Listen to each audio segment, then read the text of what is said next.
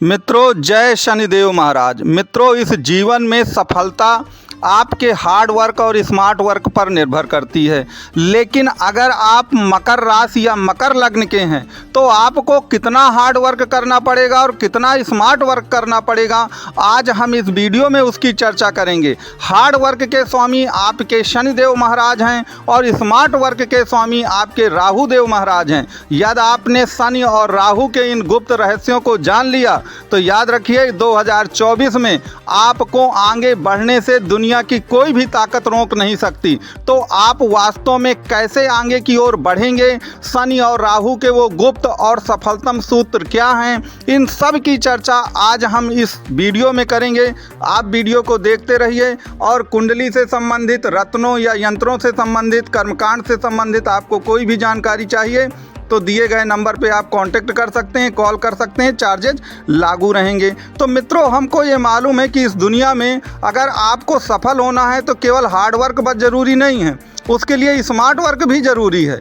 अब यहाँ पर हम कितना हार्ड वर्क करेंगे, कितना स्मार्ट वर्क करेंगे, यह आपकी कुंडली पर निर्भर करता है। अगर आपकी कुंडली में राहु देव की पोजीशन बहुत अच्छी है तो आपको फिर याद रखिए, फिर आपको स्मार्ट वर्क ही ज़्यादा करना है, हार्ड वर्क कम करना पड़ेगा। लेकिन अगर आपकी कुंडली में राहु देव की पोजीशन उतनी अच्छी नहीं है जन्म कुंडली में, बल्कि शनिदेव की पोजीशन ज़्यादा अच्छी है, तो याद रखिए फिर आपको हार्ड वर्क ज़्यादा करना पड़ेगा, स्मार्ट वर्क से बस काम नहीं चलेगा। अब किसकी कुंडली में क्या शनि अच्छे हैं या राहु अच्छे हैं या दोनों अच्छे हैं, ये तो कुंडली देख करके ही आपकी पता चलेगा, जो आपकी जन्म कुंडली है। तो अगर आप जन्म कुंडली का विश्लेषण कराना चाहें तो नंबर दिए गए हैं। यहाँ पर एक चीज़ आप याद रखिएगा कि जो स्थायित्व है, आपको मालूम है कि शनि एक राशि में सबसे ज़्यादा दिनों तक चलते हैं, तो बहुत स्थायी ग्रह हैं, एक राशि पर 2.5 साल चलते हैं, तो बहुत स्थायित्वपन रखते हैं, जबकि चंद्रमा आपका 2.5 दिन में ही गुजर जाता है।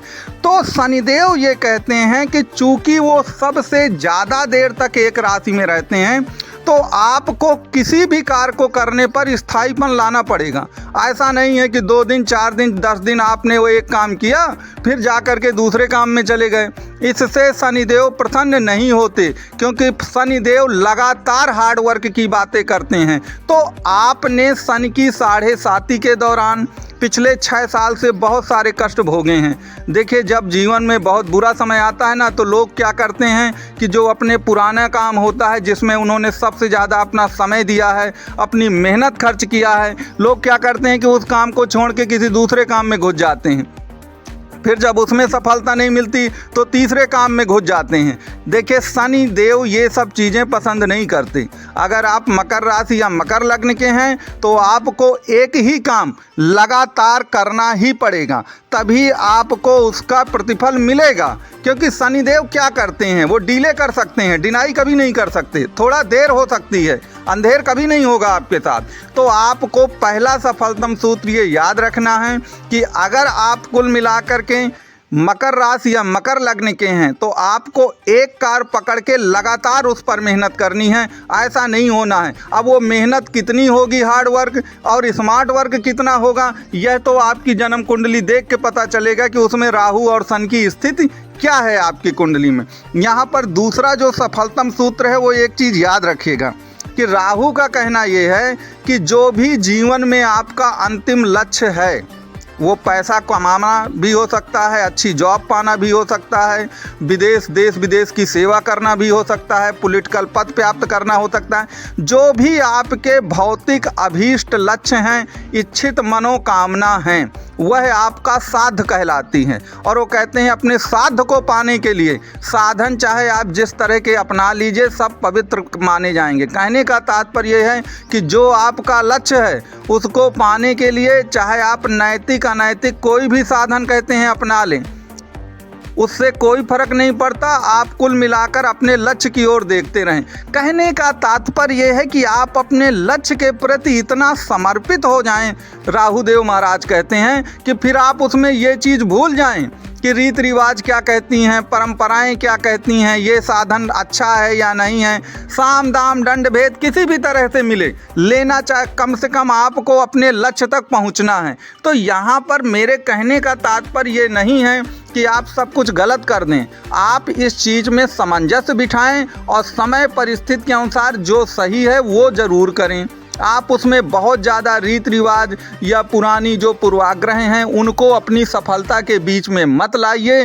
केवल यही राहु देव का कहना है, इस चीज़ को आपको ध्यान देना है। अब यहाँ पर एक बात और याद रखिए कि देखिए शनिदेव जो हैं आप जानते हैं सबसे दूरी में स्थित ग्रह हैं।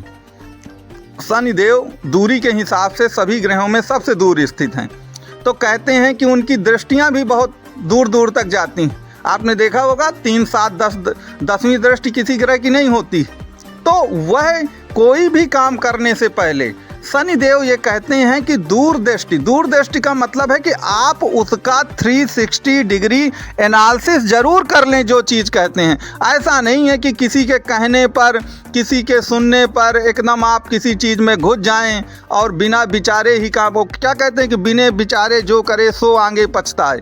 बिना विचारे अगर कोई काम आप करेंगे ना तो पछताएंगे। मेरे पास ऐसे बहुत सारे फ़ोन कॉल आते हैं कि वह इस काम में चले गए और बाद में उन्हें करोड़ों रुपए का नुकसान हो गया, क्योंकि उन्होंने जो भी कार्य किया वो बिना विचारे किया। कहने का मतलब ये है कि उन्होंने उसका पूरा एनालिसिस नहीं किया, उस क्षेत्र की उनको कोई जानकारी नहीं थी और उन्होंने जाकर उसमें रिस्क ज़्यादा उठाया। जैसे ज़्यादातर मेरे पास जो फ़ोन आते हैं वो शेयर मार्केट को लेके आते हैं, स्टॉक मार्केट को। लोग स्टॉक मार्केट की भोग विलास की इस दुनिया में, चमकती दुनिया में बिना सोचे विचारे घुस गए और उन्होंने अपनी कुंडली में राहु की पोजीशन भी नहीं देखी, क्योंकि स्टॉक मार्केट का जो प्रतिनिधित्व है वो राहु देव महाराज करते हैं। अगर आपकी कुंडली में राहु देव महाराज की स्थिति अच्छी नहीं है तो याद रखिएगा वो स्टॉक मार्केट आपको नहीं फलित होगा।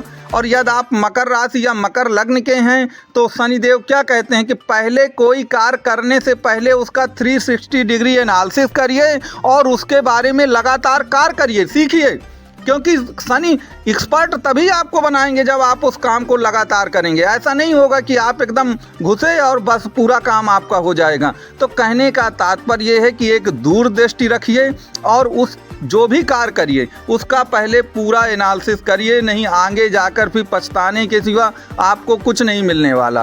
तो ये जो सूत्र देखिए, सफलतम सूत्र बहुत सारे हैं, उन सब की ये चर्चा नहीं की जा सकती है। और कितना स्मार्ट वर्क या हार्ड वर्क करना है वह आपकी कुंडली को देख के ही बताया जा सकता है। तो कृपया आप अगर कुंडली के लिए परामर्श करना चाहते हैं तो नंबर दिए गए हैं। अंत में यही कहूँगा कि अगर मेरा ये वीडियो आपको पसंद आया है तो आप इसे लाइक, शेयर और सब्सक्राइब जरूर करिएगा।